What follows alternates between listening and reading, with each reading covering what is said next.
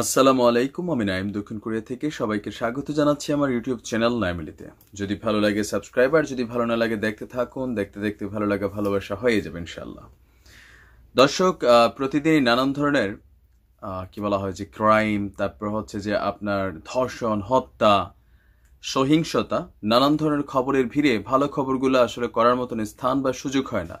আর আপনারা যারা আছেন দর্শকদের মধ্যে খারাপ খবরগুলোর দিকে আসলে সবার নজর থাকে। বাট মাঝে মাঝে কিছু গল্প আছে, এই ঘুণে ধরা সমাজে এমন কিছু আলোকিত মানুষরা আসলে বেঁচে আছে, যাদের কারণে আমার মনে হয় যে সৃষ্টিকর্তা এখনো দুনিয়াকে জীবিত রেখেছেন। আজকে ঠিক তেমনই একজন সাদা মনের মানুষ, একজন অন্যরকম পিতা। এই সমাজের বর্তমান যুগে আপনি যদি তাকান যে আপন পিতার হাতেই সন্তান ধর্ষিত হচ্ছে, প্রেমিক প্রেমিকারা সাময়িক সুখের জন্য অবৈধ যৌন মিলনে বাধ্য হচ্ছে, তারপর যখন গর্ভবতী হচ্ছে এই সন্তান রাস্তাঘাটে ময়লার আবর্জনায় ফেলাসহ ভ্রূণ হত্যা সহ নানান ধরনের এই জিনিসগুলা খুবই সমাজে আপনার অহরহ। বাট আজকে আমাদের যিনি গল্পের নায়ক, তিনি হচ্ছেন আমাদের নিখিল নামক এক দাদা। তিনি ভারতবর্ষের অধিকারী, বাট ভারতের যে আসাম যে রাজ্য আছে সেই রাজ্যের মণিহারি এলাকার মায়ং নামক একটা প্রত্যন্ত গ্রামের একজন সাধারণ সবজি বিক্রেতা। তো আমাদের এই নায়ক যিনি, তিনি কেন নায়ক? আমাদেরই সমাজের এই যে ব্লুটুথ জমানার ব্লুটুথ জাতির কোনো একজন পিতা মাতা, হতে পারে পরকীয়ার, হতে পারে ভালোবাসার, আজ থেকে প্রায় আপনার 22-25 বছর আগে মেবি তিনি নিয়মিত তার সবজি বাগান থেকে সবজি তুলে আপনার বাজারে বিক্রি করতেন। তখন তার বয়স ছিল 32, তিনি অবিবাহিত ছিলেন ওই সময়েও। তো এই সবজি বেচেই তার পরিবার চালাতেন। কোনো একদিন সবজি বিক্রি করে তিনি যখন বাজার থেকে বাসায় ফিরছিলেন, রাস্তার পাশে একটা ডাস্টবিন বা ময়লার আবর্জনার স্তূপ ছিল। সেই স্তূপ থেকে ছোট একটা বাচ্চা শিশুর কান্নার আওয়াজ তার কানে আসে। তিনি সেইখানে যান, গিয়ে দেখেন ফুটফুটে ছোট্ট একটা কন্যা সন্তান। তো তিনি আসলে তখন যেহেতু অবিবাহিত, এই বাচ্চাটাকে কি করবেন, প্রথমে কয়েকদিন তার মায়ের কাছে রাখলেন। তার মাও বৃদ্ধা। এই বাচ্চাটাকে লালন পালন করার জন্য তিনি একটা বিয়ে করলেন, আর বিয়ের আগেই বললেন যে তিনি একটা বাচ্চাকে কুড়িয়ে পেয়েছেন, আর এই বাচ্চাটাকে মেনেই তাকে বিয়ে করতে হবে। তো পরবর্তী সময় তার যে স্ত্রী ছিল, তিনিও এই ছোট্ট পিচ্চিটাকে নিজের মায়ের মতোই আদর ভালোবাসা দিয়ে বড় করেন। আর সেই পিচ্চির নাম রাখেন তারা মিথিলা। অবশ্য আমাদের বাংলাদেশের one and only Bluetooth media ব্যক্তিত্ব মিথিলা না, আমাদের এই মিথিলা হচ্ছে অন্য একজন মিথিলা। তো সেই মিথিলাকে তিনি তার সংসারে অনেক কষ্ট করে তাকে পড়াশোনা করিয়েছেন। তাকে তিনি যত ধরনের ফেসিলিটিস আছে গরিব বাবার পক্ষ থেকে তিনি দিয়েছেন। আর মিথিলাও ব্যক্তিগত জীবনে ছাত্রী হিসাবে যথেষ্ট ট্যালেন্ট এবং মেধাবী ছিল, যার কারণে তার পড়াশোনা করতে খুব বেশি খরচ নিখিলের করতে হয়নি। তো কালের বিবর্তনে আল্লাহর ইচ্ছায়, বা যারা হিন্দু আছে তাদের জন্য ভগবান, যেটি হোক সৃষ্টিকর্তার ইচ্ছায়, সেই মিথিলার লাইফের স্টোরিটা একটু অন্যরকম হয়ে গেছে। আর হওয়ার পরে সেটা হচ্ছে যে তিনি একজন আইপিএস অফিসার। যারা ভারতের প্রশাসনিক ক্যাডার যে পোস্টগুলো আছে, আপনারা জানেন যে আইপিএস ভারতের এমন একটা পোস্ট যেটা আসলে খুবই পাওয়ারফুল একটা পোস্ট। আমাদের বাংলাদেশের যেমন বিসিএস ক্যাডার অফিসারদের মধ্যে ম্যাজিস্ট্রেট, এসপি বা প্রশাসনের বিভিন্ন ক্যাডার থাকে, মেবি এই টাইপেরই। বাট আমি যতটুকু দেখেছি যে আইপিএস পোস্টটা যথেষ্ট পাওয়ারফুল একটা পোস্ট। তো এই আইপিএস সে হয়ে গেছে মাশাল্লাহ। আমরা দোয়া করি নিখিলের জন্য, মিথিলার জন্য। তো মিথিলা যখন আইপিএস অফিসার হলো, তার বাবার জন্য সে খুব বড় একটা চমক আনলো। আর যেটা আসলে নিখিল হয়তো কল্পনাও করেনি, যে তার এই কন্যা কুড়িয়ে পাওয়া এই কি বলা হয় যে একটা হীরের টুকরো তার লাইফ বদলে দেবে। আর সেই নিখিলকে নিয়ে আজকে আমরাও কথা বলবো। আপনি দেখেন, কর্মের কারণে আজকে আমাদের আলোচনার টপিক এই নিখিল। নিখিল হয়তো জানে না তাকে নিয়ে বাংলাদেশের কোনো একজন ইউটিউবার ভিডিও বানাচ্ছে। বাট আপনি দেখেন যে ভালো কাজ যখন সমাজে হয়, মানুষ সেটাকে অনেকেই প্রচার করে না, কম, কারণ ভালো কাজের কাটতি কম, ভালো খবরের মার্কেট কম, খারাপ খবর এগুলো খুব চলে বেশি। বাট তারপরেও কোথাও না কোথাও আমার চোখে এই ঘুণে ধরা সমাজে নিখিল ভাই একজন আইডল। তো মিথিলও যখন তার চাকরিতে জয়েন করেন, এরপরে তিনি তার যতটুকু অ্যাচিভমেন্ট আছে, নতুন অফিসার, বাট তিনি যেখানে গিয়েছেন তার লাইফের অনুপ্রেরণার গল্প, তার সেই সবজি বিক্রেতা বাবা নিখিলের গল্প তিনি বুক ফুলিয়ে বলেছেন। আর পিতা হিসাবে নিখিলের পরিচয় সে সব কিছু জানার পরেও তার সব কিছুতেই তিনি এই নিখিলকে পিতার আসনে বসিয়ে রেখেছেন। তো নিখিল শুধু একজন পিতা না, তিনি একজন সাদা মনের মানুষ। এই ঘুণে ধরা সমাজের অসংখ্য নষ্টামি যারা করে, পরকীয়াতে আবদ্ধ যারা আছেন, ভ্রূণ শিশু হত্যা করছেন, কন্যা শিশু শুনলেই, বাংলাদেশে আমি জানি না এই প্রবণতাটা কতটুকু, তবে ভারতে কিন্তু এটা প্রচুর।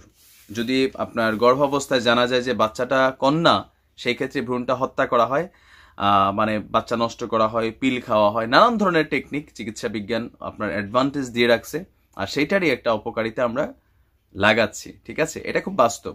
আর বাংলাদেশেও আপনি দেখেন যে এটা খুব অ্যাভেলেবল। এরকম মিনিমাম তো 50টা খবর আছে আমার চ্যানেলে, যে এই ধরনের অবৈধ সম্পর্কের মাধ্যমে যে বাচ্চাগুলো হচ্ছে, কখনো গভীর রাতে বাঁশ ঝাড়ে বাচ্চাকে ফেলে যাওয়া হয়েছে। একটা খবর আমি আপনাদেরকে বলছিলাম, খেয়াল আছে কিনা আপনাদের, যে গভীর রাতে কয়েকজন মুসল্লি, তারা মেবি তাহাজ্জুদ পড়ার জন্য বা এশার নামাজ পড়ে তারা মসজিদ থেকে বাড়িতে যাচ্ছিলেন। গভীর একটা বড় জঙ্গল আছে, বাঁশেরই, সেইখান থেকে রাত্রেবেলা একটা ছোট্ট বাচ্চা শিশুর কান্নার আওয়াজ আসছিল। মুসল্লিরা ভয় টয় পাইয়া দোয়া টোয়া পইরা ভাবছে কোনো বাচ্চা জিন টিন হবে। তো পরবর্তী সময় তারা স্থানীয় আরো কিছু মানুষকে নিয়ে সেখানে রাতের বেলা টর্চ লাইট নিয়ে যখন যায়, দেখে ছোট্ট একটা ফুটফুটে শিশু। এই শিশুর কোনো পিতামাতা পরবর্তী সময় দায়িত্ব নিয়েছেন কিনা আমি জানি না, বাট এটা হচ্ছে রাস্তার ধারে। ওই দিন আমি একটা দিছিলাম খবর, পলিথিনে মোড়ানো এক শিশু, একজন ভ্যান চালক। আমি দেখছি দরিদ্র মানুষ যারা আছে তাদের মনটা মাশাআল্লাহ অনেক বড়। দোয়া করি আপনাদের জন্য।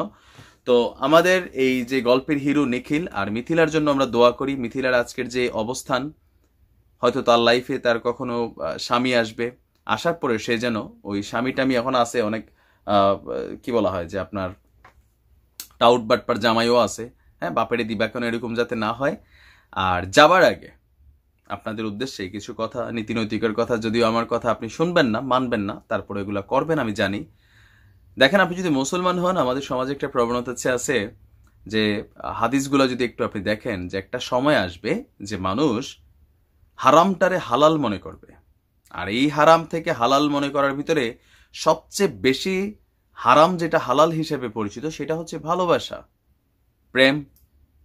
আমি তো ধোকা দেই নাই, আমি তো বিয়ে করবো, ভালোবাসি, আশ্বাস দিছি, কিন্তু অ্যাকর্ডিং টু ইসলাম হারাম। আমার এই চ্যানেলে অসংখ্য ভিউয়ার্স আছেন যারা এই দেশে কোরআনের আইন চান, বাট নিজে 4টা-5টা প্রেম করেন। কয়টা? 3টা-4টা। অনেকে আইন চান, মাশাল্লাহ আমি চিনি, পরকিয়া করেন। পরকিয়া করে কি করেন? অবৈধ মেলামেশা করেন। কারো স্বামী দেশে, কারো বিদেশে, কারো হয়তো স্বামী পরিত্যক্তা, কেউ অবিবাহিতা। ভালোবাসার নামে আমাদের শ্রেণীর সমাজেরই এক শ্রেণীর যুবক প্রতারণার ফাঁদ পেতে ইন্টারনেট প্রযুক্তির মাধ্যমে পরিচয়, কানেক্টিভিটি কইরা তারপরে আপনার নানান ধরনের এই পরকীয়া রিলেশনগুলো ক্রিয়েট করেন। সামান্য সময়ের মজার জন্য গর্ভ অবস্থা ধারণ করেন। তারপর এই গর্ভ যখন হয়ে যায়, আস্তে আস্তে পেট বড় হয়, সমাজের কাছে মুখ দেখাইবেন কেমনে, সেই কারণে আপনারা করেন কি, অনেকে বাচ্চা নষ্ট করেন। আর অনেকে যারা এরকম আবর্জনার মধ্যে বাচ্চা ফেলে দেন, আমার মনে হয় যে আপনি এই বাচ্চাটাকে জন্ম দেওয়ারই কোনো কারণ নাই। কারণ নিখিলের মতন খুব কম মানুষ আছে এই সমাজে। এই সমাজটা লুটেরায় ভরপুর। এই বাচ্চাটার স্থান হয়তো কেউ নিয়ে কোনো একটা যৌনপল্লীতে বিক্রি করে দেবে, যে বড় হয়ে সে যৌন দাসী হবে। আপনি যদি সন্তানের পরিচয় দিতেই না পারেন, তাহলে কেন সন্তানটারে গর্ভের মধ্যে বড় করছেন? তাকে কেন দুনিয়ার আলো দেখাচ্ছেন? আপনি তো হত্যাকারী, আপনি এক ধরনের হত্যাকারীর চেয়ে খারাপ। আপনি প্রয়োজনে গর্ভাবস্থায় বাচ্চা নষ্ট করেন, 2 মাস 3 মাস পরে প্রেগনেন্ট হয়েছেন, আপনি ওষুধ খান, আপনি ডাক্তার মাক্তার দেখান, দেখাইয়া বাচ্চাটা নষ্ট। এই বাচ্চাটারে যে বেওয়ারিশ লাওয়ারিশ হিসেবে দুনিয়াতে পাঠাই দিচ্ছেন আপনি, এই বাচ্চাটার আসলে দোষ কি? আপনার মজার খেসারত একটা বাচ্চা কেন সারা জীবন দিবে? এই সমাজে নিখিল কোটিতে একজন এরকম নিখিলটা সমাজে, কিন্তু বাকি অংশটাই নরপশু, নরখাদক। সেইখানে যে যেমনে পারে লুট করে খাবে। ছোট্ট বাচ্চা, তাকে হয়তো কোনো সিন্ডিকেটের হাতে পড়বে, আবার কেউ টাকার জন্য কিছুদিন পালবে, পরের সময় আপনার যৌনদাসী হিসেবে বিক্রি করে দিবে, সিন্ডিকেটের কাছে বিক্রি করে দিবে, কিডনি লিভার বেচ চালাইব। এই যে দেখেন কতগুলো ঝামেলার মূল আপনারা। জাস্ট এতটুকু বলবো যে আমার কথায় তো আর পরকীয়ায় ভালোবাসা বন্ধ করবেন না, প্রেমিকার সাথে ডেটিংও বন্ধ করবেন না, লিটনের ফ্ল্যাটে যাওয়া বন্ধ করবেন না, সেটা আমি জানি। যারা কোরআনের আইন চান কথায় কথায়, তাদের উদ্দেশ্যে এই কথাটা, যে এই মানুষগুলো তো কোথাও না কোথাও আমাদেরই পরিবার থেকে আসতেছে, এইগুলো সমাজের মধ্যে আসতেছে। কোরআনের আইন চাইতে হলে আগে আমাদেরকে নৈতিকভাবে শুধরাইতে হবে, চরিত্রের পরিবর্তন করতে হবে, এই কাজগুলোর বিরুদ্ধে সবাই মিলে প্রতিবাদ করতে হবে। তাহলে ইনশাল্লাহ কোনো এক সময় কোরআনের আইন এই দেশে চালু হবে। তবে চালু হইলে আমার মনে হয় যে বাংলাদেশের অর্ধেক মানুষরা মাইরা ফেলতে হবে, কারণ এই দেশের আপনার 50+% মানুষ করাপ্টেড, নানান ধরনের পরকীয়া, দুর্নীতি, অনেক কিছুতে জড়িত। তো ভালো থাকুন, দোয়া রইল নিখিল ভাইয়ের প্রতি আর মিথিলার প্রতি। আল্লাহ যেন তাদেরকে ভালো রাখে, উচ্চম একদম মানুষ। আজকের মতো বিদায়, আসসালামু আলাইকুম।